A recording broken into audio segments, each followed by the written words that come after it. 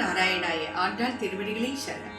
இன்று மார்கழி 15வது நாள், 15வது பாசுரம். எல்லே இளங்கிளியே, எல்லே இளங்கிளியே, எல்லே இளங்கிளியே, எல்லே இளங்கிளியே, இன்னும் உறங்குதியோ, எல்லே இளங்கிளியே, இன்னும் உறங்குதியோ, சில்லென்று அழையே நீர் நங்கை நீர் போதருகின்றேன்,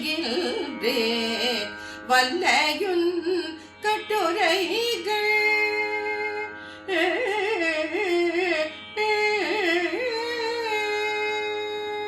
வல்லையும் கட்டுரைகள், வல்லையும் கட்டுரைகள், பண்டியுன் வாயறிதும் வல்லீர்கள் நீங்களே, வல்லீர்கள் நீங்களே, வல்லீர்கள் நீங்களே, நாடேதான் ஆயிடுக, ஒல்லே நீ போதாய், ஒல்லே நீ போதாய், உனக்கென்ன வேறுடைய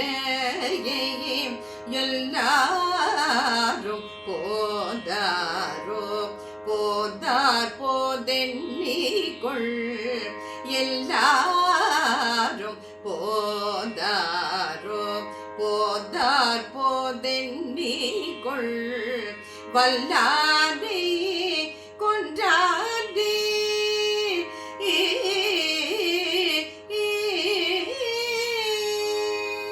வல்லாதே கொன்றாதே, மாற்றாதே மாற்றழிக்க, வல்லாதே மாயனே, வல்லாதே மாயனே, வல்லாதே மாயனே, பாடேலோ எம்பாவாய்.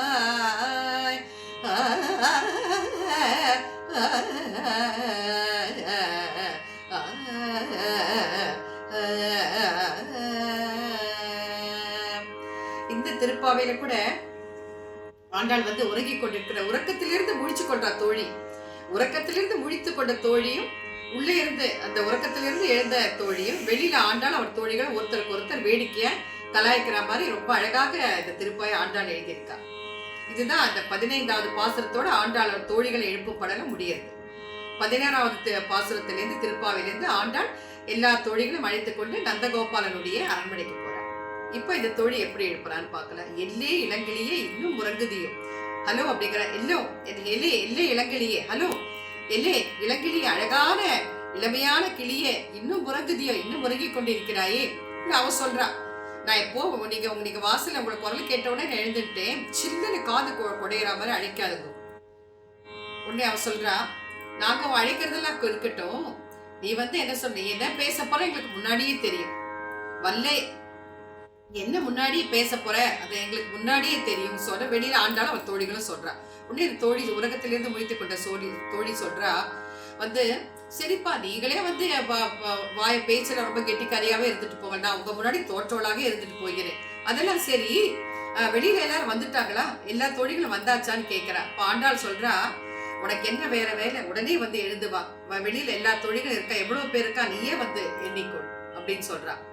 சொல்லிட்டு என்ன சொல்ற, திருப்பி கண்ணனுடைய லீலைகளை சொல்றா. வல்லானை கொன்றானை மாற்றாரை மாற்றழிக்க, வல்லானை மாயானை பாடேலோர் என்பாவாய். வல்லானைனா குவலையா பீட்டம் என்கிற வலிமையான யானை கம்சன் கிருஷ்ண பரமாத்மாவை கொல்றதுக்காக அனுப்புறான்.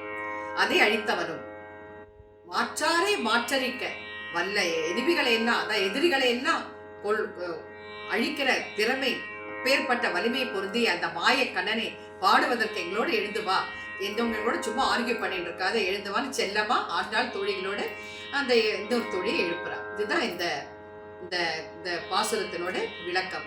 இதுல என்னன்னா, ஆண்டாளுடைய ஸ்லேடை அவளோட நகைச்சுவை உணர்வும் தெரியாது.